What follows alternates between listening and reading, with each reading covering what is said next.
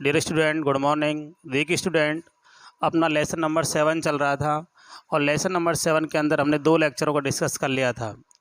कल हमने लास्ट में पढ़ा था केपी और केसी की मध्य संबंध।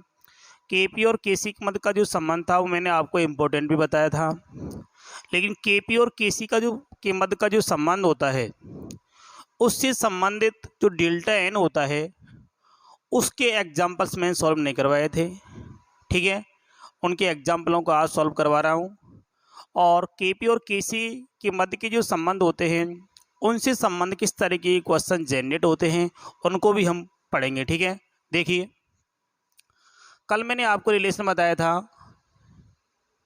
केपी बराबर होता है केसी इंटू आर टी की घात डेल्टा एन। ये मैंने आपको रिलेशन बताया था, केपी बराबर केसी आर टी की घात डेल्टा एन। ये रिलेशन मैंने आपको बताया। और डेल्टा एन निकालने का मैंने फॉर्मूला बताया था। डेल्टा एन क्या होता है? डेल्टा एन होता है गैसीय उत्पाद के मोलों की संख्या माइनस गैसीय अभिकारक के मोलों की संख्या। गैसीय अभिकारक के मोलों की संख्या ये आपको आना चाहिए। लेकिन अब आप कहेंगे कि सर आपने गैस शब्द क्यों जोड़ा है, ठोस और द्रव पदार्थ क्यों नहीं जोड़े? क्योंकि जितने भी ठोस पदार्थ होते हैं, जितने भी द्रव पदार्थ होते हैं, उनकी सांद्रता का मान स्थिर रहता है। क्यों रहता है? क्योंकि उन पदार्थों की जो मात्राएं होती हैं घनत्व पर डिपेंड नहीं करते हैं। लेकिन जितने भी गैसीय पदार्थ होते हैं उनकी जो कंसंट्रेशन होती है या उनका जो आंशिक दाब होता है वो परिवर्तनशील रहता है, क्योंकि उनकी जो मात्राएं होती हैं घनत्व पर डिपेंड करती हैं। ठीक है, अब देखिए मैं कुछ एग्जाम्पल ले रहा हूँ, उन एग्जाम्पलों में आपको डेल्टा एन का मान निकालना है। देखिए क्वेश्चन लिख रहा हूं, निम्न अपक्रियाओं में डेल्टा एन का मान ज्ञात कीजिए। डेल्टा एन का मान ज्ञात कीजिए। कुछ अपक्रिया ले रहा हूं, उसमें डेल्टा एन का मान आपको ज्ञात करना है। देखिए पहला एग्जाम्पल मैंने लिया है, example number 1, N2G plus 3S2G equal to 2NH3G। ठीक है, सेकंड एग्जाम्पल लिया PCl5G reversible PCl3G plus Cl2G। अगला एग्जाम्पल लिया कैल्शियम कार्बोनेट ठोस इक्वल टू कैल्शियम ऑक्साइड ठोस प्लस CO2G। चौथा एग्जाम्पल मैंने लिया है NH3G plus HClG reversible NH4Cl। ठीक है, ये मैंने एग्जाम्पल लिए। इन एग्जाम्पलों में डेल्टा एन का मान ज्ञात करना है। और डेल्टा एन का मान ज्ञात करने का मैंने फॉर्मूला बताया, गैसीय उत्पाद के मोलों की संख्या माइनस गैसीय अभिकारक के मोलों की संख्या। तो देखिए मैं पहले इस अपक्रिया से बात कर रहा हूँ, N2 plus 3S2 reversible 2NH3G। इसलिए डेल्टा एन का मान निकालेंगे। तो देखिए डेल्टा एन का मान कैसे निकालेंगे? डेल्टा एन के मान इस तरीके उस साइड में निकाल रहा हूँ। गैसीय उत्पाद के मोलों की संख्या 2 है, गैसीय अभिकारक के मोलों की संख्या 1 और 3 कितना हो गया 4। तो देखिए 2 माइनस 4 इक्वल टू -2। तो डेल्टा एन का जो मान अपने पास निकल के आया कितना आया -2। सेकंड एग्जांपल देखें, PCl5G equal to PCl3G plus Cl2G। गैसीय उत्पाद के मोलों की संख्या 1 और 1 2। ठीक है, तो डेल्टा एन का मान निकालेंगे, सब क्रिया क्या आएगा 2। अभिकार कितने रखें 1, 2 माइनस 1 इक्वल टू कितना आ गया अपने पास 1। अगला एग्जाम्पल देखिए, कैल्शियम कार्बोनेट ठोस दे रखा है, कैल्शियम ऑक्साइड ठोस दे रखा है, CO2 गैस दे रखा है। अब डेल्टा एन का मान निकालना है, ये बहुत ही इंपॉर्टेंट एग्जाम बहुत पूछा जाता है। ये जितने भी ठोस पदार्थ होते हैं इनकी कंसंट्रेशन स्थिर रहती है, केवल क्या काउंट करना है अपने को गैस। तो डेल्टा एन का मान निकालना तो 1 माइनस इसकी इस तरह है, तो उत्पाद कितना बच के 1 और ये कितना हो गया 0, 1 - 0 बराबर 1। अगला एग्जाम्पल देखिए, NH3G plus HCl reversible NH4Cls, ये ठोस पदार्थ है, इसकी कंसंट्रेशन इस तरह रहेगी। तो देखिए डेल्टा एन, इसका मान तो 0 हो गया। अभिकारक अणु कितने हो गए, 1 और 1 2, तो कितना आ गया अपने पास, एन का मान 2 आ गया, माइनस का 2, कितना आ गया माइनस का 2। तो कोई भी रासायनिक अपक्रिया आपको दे दी जाए, ठीक है, और उस रासायनिक अपक्रिया के लिए आपसे डेल्टा एन का मान पूछा जाए, तो डेल्टा एन में आपको ध्यान रखना है केवल गैसीय जो मॉलिक्यूल्स होते हैं उनको काउंट करना है, ठोस और द्रव पदार्थों को काउंट नहीं करना, क्योंकि उनकी कंसंट्रेशन क्या होती है, स्थिर होती है। और डेल्टा एन निकालने का जो फॉर्मूला होता है वो मैंने आपको ऊपर बता दिया, ठीक है। क्या है फॉर्मूला, गैसीय उत्पाद के मोलों की संख्या माइनस गैसीय अभिकारक के मोलों की संख्या। अब देखिए, अब हम बात करते हैं केपी और केसी के मध्य जो रिलेशन है, इससे संबंधित कुछ स्थितियां।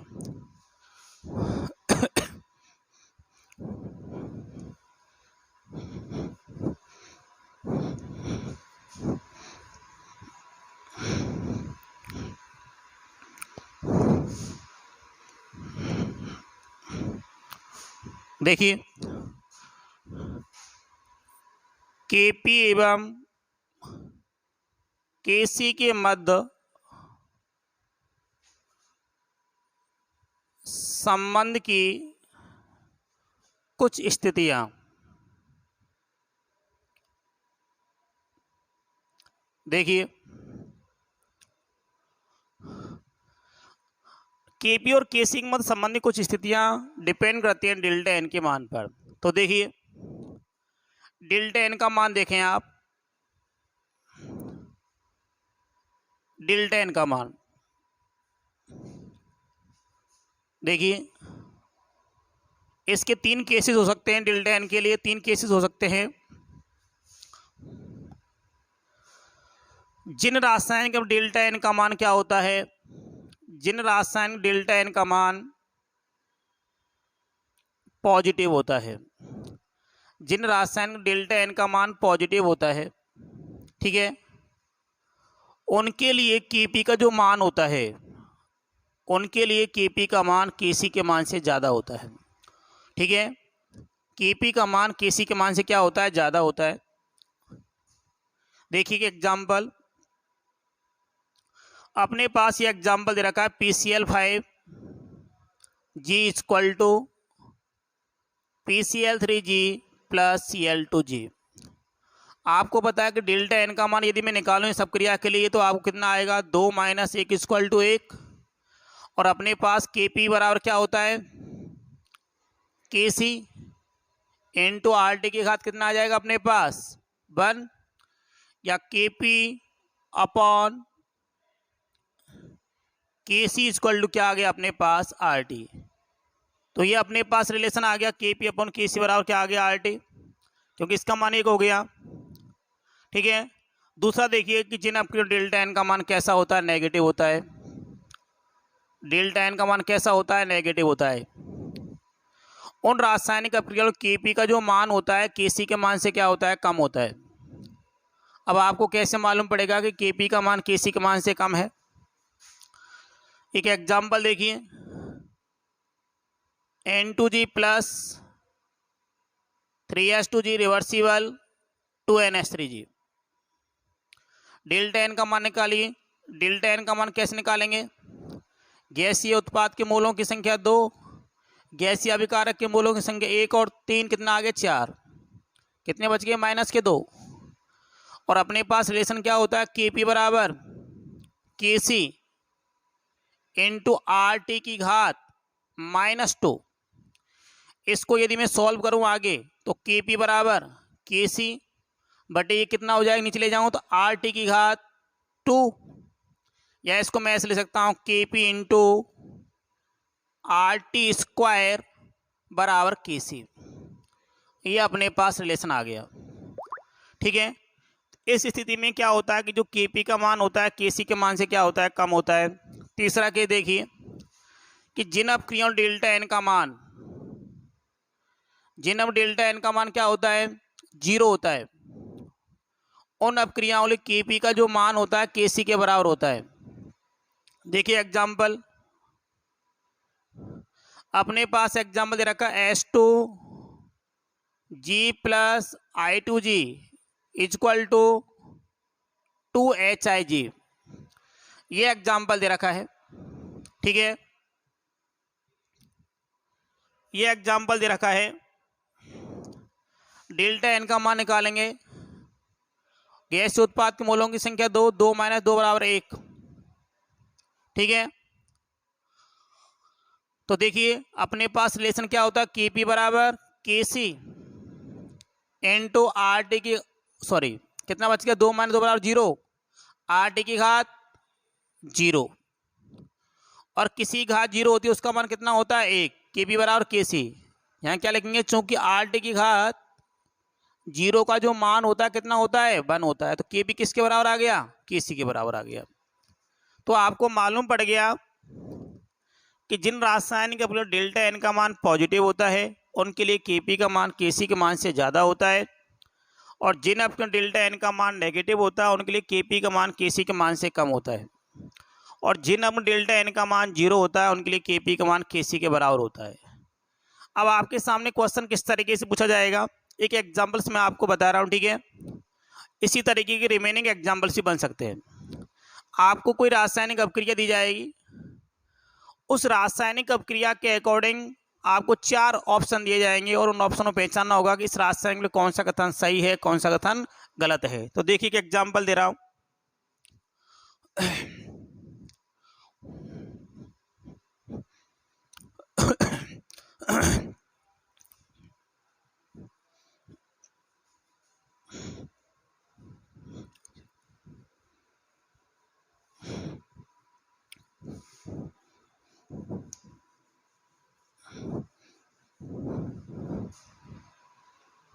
देखिए आपको एग्जाम्पल दे रखा है कि निम्न अपक्रिया के लिए,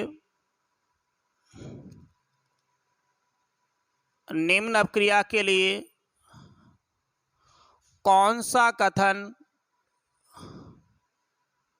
सही है। एक अपक्रिया दे दी है मैंने NH3 G plus HClG equal to NH4Cl(S), ये एग्जाम्पल दे दिया, और आपको 4 ऑप्शन दे रखे हैं। ए दे रखा है Kp equal to Kc, B दे रखा है Kp greater than Kc, C दे रखा है Kp लेस देन Kc, और डी दे रखा है ऑल ऑफ दिस। ये आपको 4 ऑप्शन दे रखे हैं, ठीक है। इन 4 ऑप्शनों में से आपको देखना है कि इस अपक्रिया कौन सा रिलेशन सही है। ये रिलेशन तब निकाल पाएंगे जब आप डेल्टा एन निकालना जानते हैं। तो इसके लिए डेल्टा एन का मान निकाल लीजिए। इसका मान तो 0 हो गया, तो आपको पता लग रहा है कि डेल्टा एन का मान यदि मैं निकालूं तो 0 माइनस 2 इक्वल टू माइनस का 2 आ रहा है। डेल्टा एन का मान नेगेटिव आ रहा है। डेल्टा एन का मान कैसा आया, नेगेटिव। जब डेल्टा एन का मान नेगेटिव होता है तो Kp का मान Kc के मान से क्या होता है, कम। तो कौन सा रिलेशन सही हुआ, से, Kp लेस देन Kc। इस तरीके से आप सॉल्व कर सकते हैं। रिमेनिंग एग्जांपल्स आपको दिए जा सकते हैं। अब हम आगे बात करते हैं Kp और Kc की इकाइयों के बारे में। देखिए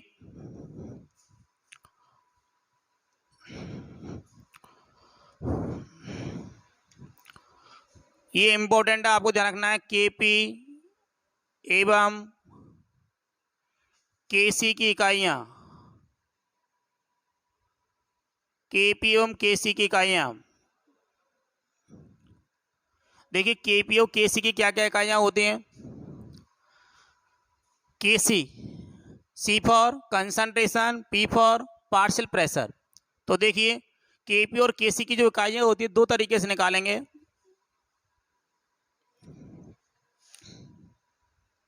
Kc जब आपको आयतन दे रखा होता है, आयतन के रूप में, आयतन के रूप में, तब Kc की इकाई क्या आएगी, C फॉर कंसंट्रेशन, मोल पर लीटर की घात डेल्टा एन, ठीक है।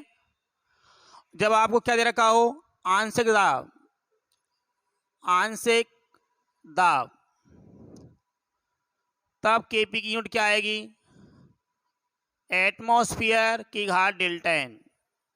ठीक है, क्यों गैसों को क्या निकाला जाता है, पार्शियली प्रेशर, और पार्शियली जो प्रेशर होता है वो डाल्टन के आंशिक दाब के नियम से फाइंड आउट करते हैं। ठीक है, अब देखिए, लेकिन 2 पॉइंट आपको ध्यान रखने हैं। नोट नंबर 1, जिन अपक्रियाओं डेल्टा एन का मान क्या होता है, 0 होता है।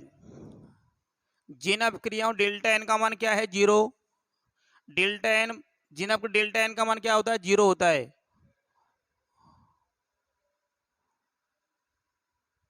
उन अपक्रियाओं में केपी एवं केसी इकाई रहित होते हैं, कोई इकाई नहीं होती। जिन अपने डेल्टा एन का मान 0 होता है उन अपक्रियाओं में केपी और केसी की कोई इकाई नहीं होती, इकाई रहित, कोई इकाई नहीं होती। सेकंड देखिए, जिन अपने डेल्टा एन का मान नॉट इक्वल टू 0, उन अपक्रियाओं में केपी और केसी जो होते हैं वो इकाई युक्त होते हैं। उन अपक्रियाओं में केपी एवं केसी इकाई युक्त होते हैं। कैसे होते गए, जिन अपने डेल्टा एन का मान ना तो 0 होता है, ठीक है, नॉट इक्वल टू मतलब 0 नहीं होता, पॉजिटिव हो सकता है, नेगेटिव हो सकता है। उन अपक्रियाओं डेल्टा उन अपक्रियाओं केपी और केसी क्या होती हैं, कोई ना कोई इकाई होती है। एक एग्जाम्पल उठाएं, देखिए कॉमन एग्जाम्पल आपको ये एग्जाम्पल दे रखा है, ये कोई रासायनिक अपक्रिया दे रखी है अपने पास, 2Ag reversible 3Cg plus D G. ठीक है, इस अपक्रिया के लिए केपी एवं केसी की इकाई क्या होंगे, केपी और केसी की इकाइयां क्या होंगे। एक एग्जाम्पल लिया है, इकाइयां क्या होंगी, देखिए सबसे पहले क्या निकालेंगे, डेल्टा एन का मान। तो डेल्टा एन का मान कैसे निकालेंगे, देखिए इसका सॉल्यूशन, डेल्टा एन का मान निकालिए, 3 और 1 4, गैस उत्पाद संख्या 4 माइनस 2 कितना आ गया, 2, कितना आ गया, 2। ठीक है, इस मान को कहां पुट करेंगे, ये मैंने आपको फॉर्मूला बताया, केसी की इकाई निकालें तो क्या आएगी बताइए, केसी की इकाई मोल पर लीटर की घात 2, तो यूनिट क्या आ गया अपने पास, मोल स्क्वायर लीटर की घात -2। इसी तरीके से यदि आप केपी की इकाई निकालें तो क्या आएगी बताइए, केपी की इकाई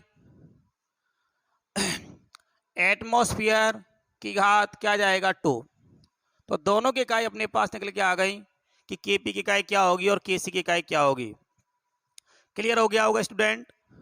आपको ध्यान क्या रखना है कि जिन अपक्रियाओं डेल्टा एन का मान 0 होता है उन अपक्रियाओं में केपी और केसी की कोई इकाई नहीं होती, और जिन अपक्रियाओं डेल्टा एन का मान 0 नहीं होता उन अपक्रियाओं में केपी और केसी की इकाइयां होती हैं। ठीक है, अब हम बात करते हैं नेक्स्ट टॉपिक,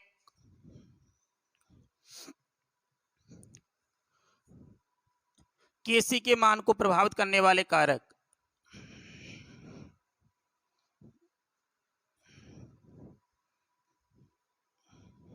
देखिए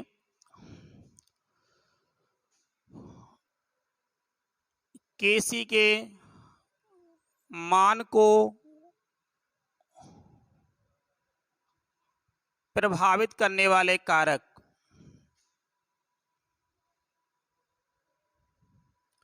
केसी क्या है, साम्यावस्था स्थिरांक। साम्यावस्था स्थिरांक के मान को प्रभावित करने वाले कारक, जो साम्यावस्था स्थिरांक होता है इसको कौन कौन से कारक प्रभावित करते हैं।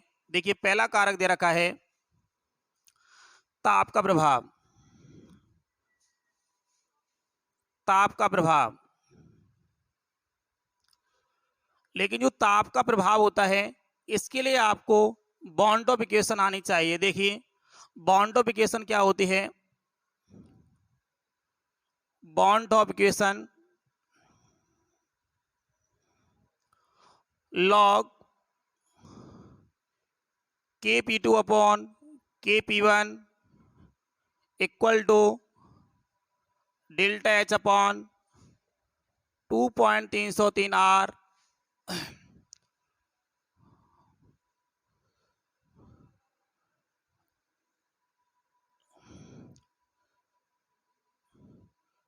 T2 minus T1 upon T1 T2, ये अपने पास बॉन्ड इक्वेशन होती है लॉग Kp2 अपॉन Kp1 बराबर delta H upon 2.303 R T2 minus T1 upon T1 T2। अब देखिए डेल्टा H क्या है, ऊष्मा, R क्या होता है गैस स्थिरांक, T2 T1 क्या है टेम्परेचर। लेकिन जितनी भी रासायनिक अपक्रियाएं होती हैं उनमें ताप का जो प्रभाव होता है दो स्थितियों में ज्ञात किया जाता है कि कोई रासायनिक अपक्रिया ऊष्मा शोषी है या ऊष्मा छेपी। तो देखिए केस नंबर फर्स्ट,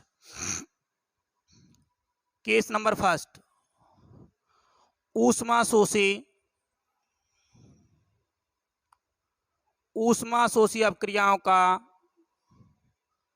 ताप बढ़ाने पर,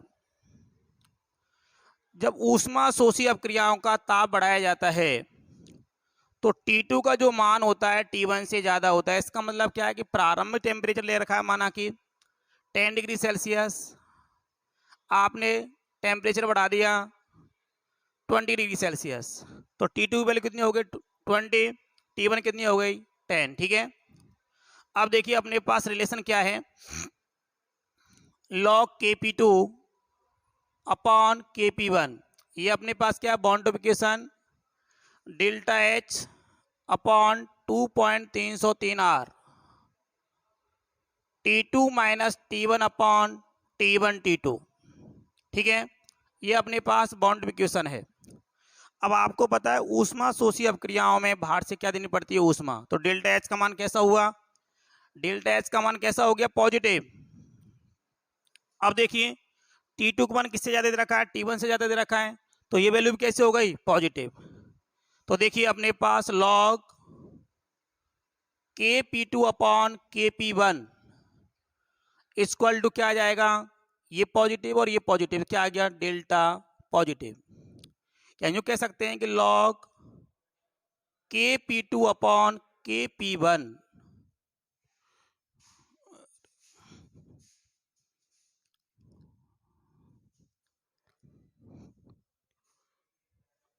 ग्रेटर देन क्या आ गया 1। तो आपको क्लियर मालूम पड़ गया कि ऊष्मा शोषी अपक्रियाओं को यदि आप टेम्परेचर बढ़ाते हैं तो साम्यावस्था स्थिरांक जो होता है उसका मान हमेशा क्या होगा बढ़ेगा। अब हम बात करते हैं केस नंबर सेकेंड, ऊष्मा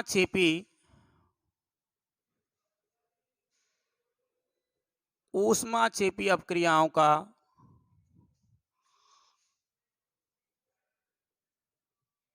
ताप बढ़ाने पर, पॉज कर देता हूं स्थिति देखते हैं।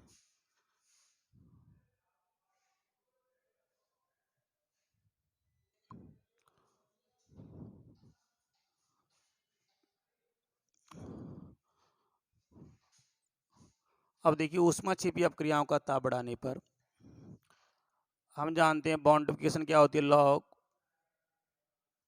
Kp2 अपॉन Kp1 बराबर डेल्टा H अपॉन 2.303 आर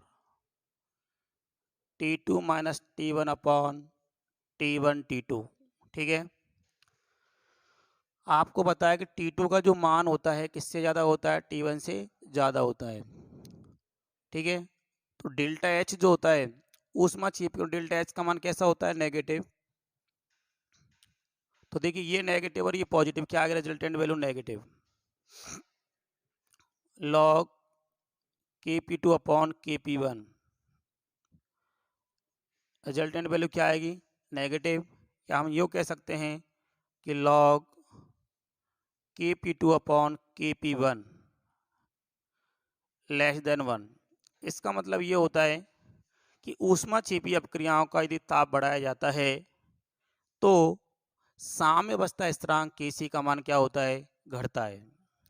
अब आपको जो ध्यान रखना है कि जितनी भी ऊष्मा शोषी अपक्रियाएं होती हैं, ऊष्मा शोषी अपक्रियाओं को यदि आपने टेम्परेचर बढ़ाया तो साम्यावस्था स्थिरांक Kc का मान क्या होगा बढ़ेगा, और ऊष्माक्षेपी अपक्रियाओं को यदि टेम्परेचर बढ़ाएंगे तो साम्य अवस्था स्थिरांक का मान क्या होगा, घटेगा।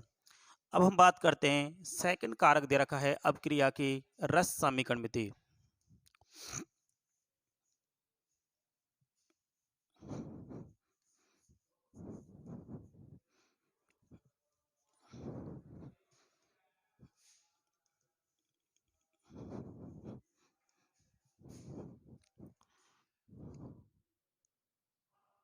सेकंड कारक है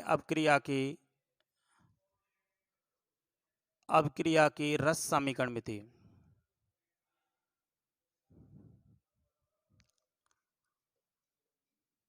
अपक्रिया की रस समीकरणमिति। अपक्रिया की जो रस समीकरणमिति होती है वो साम्य अवस्था स्थिरांक को किस तरीके से प्रभावित करती है। तो अपक्रिया की रस समीकरणमिति के लिए आपको 3 केस ध्यान रखने हैं। पहला केस,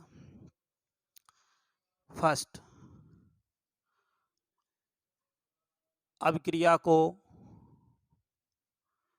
n से गुणा करें तो अपने पास क्या आ जाएगा, k डैश बराबर क्या आ जाएगा, k की घात n। सेकंड क्या है, अपक्रिया को n से भाग दें तो k डैश बराबर क्या आ जाएगा, 1/k। k डैश बराबर क्या, k की घात 1/n। थर्ड क्या है, अपक्रिया को उल्टा करने पर, यदि अपक्रिया को यदि उल्टा कर दें तो उल्टा करने पर क्या आएगा, k डैश बराबर हो जाएगा 1/k। तो ये अपने पास अपक्रिया की जो रस समीकरणमिति है उसके लिए 3 पहलू आपको ध्यान रखने हैं। तो देखिए एक एग्जाम्पल बता रहा हूँ, उस एग्जाम्पल से इन तीनों केसों को यूज में लेना है। देखिए ये एग्जाम्पल है आपको H2G plus I2G reversible 2HIG। ठीक है, इसके लिए आपको K निकालना है। तो K क्या निकालेंगे, देखिए K के बराबर क्या आ जाएगा, कंसंट्रेशन HI की घात 2 अपॉन कंसंट्रेशन H2 और कंसंट्रेशन I2। अब इस अपक्रिया को अपने को n से गुणा करना है पहले, ठीक है, n का भाग देना है और अपक्रिया को उल्टा करना है। तो देखिए पहला केस, 2 से गुणा करने पर, 2 से गुणा करेंगे तो क्या बन जाएगा अपने पास, 2H2 प्लस 2I2 रिवर्सिबल क्या आ जाएगा, 4HI। ठीक है, इसके लिए क्या निकालेंगे आप, K डैश। तो क्या आएगा, K डैश बराबर कंसंट्रेशन HI की घात 4 अपॉन कंसंट्रेशन H2 की घात 2 कंसंट्रेशन I2 की घात 2। तो देखिए ये अपने पास क्या दे रखा, K डैश। ठीक है, ये अपने पास क्या दे रखा, K। तो क्या आ जाएगा अपने पास, K की घात 2, क्या आ जाएगा, K की घात 2। क्लियर हो गया, कितने को मल्टीप्लाई किया आपने, 2 से। अब देखिए 2 का भाग देने पर, जब 2 का भाग दिया जाएगा तो देखिए क्या कंडीशन बनेंगी, half H2 plus half I2 equal to हो जाएगा HI।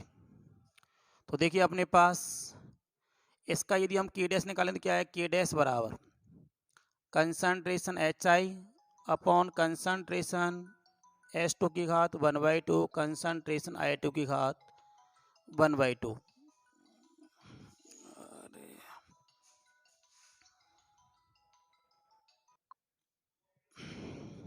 देखिए ये अपने पास K है और ये क्या अपने पास K डैश।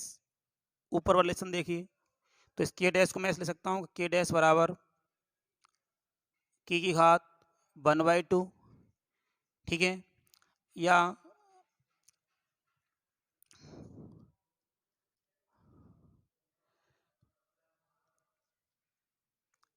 या के डैश बराबर क्या आ जाएगा, अंडर रूट के।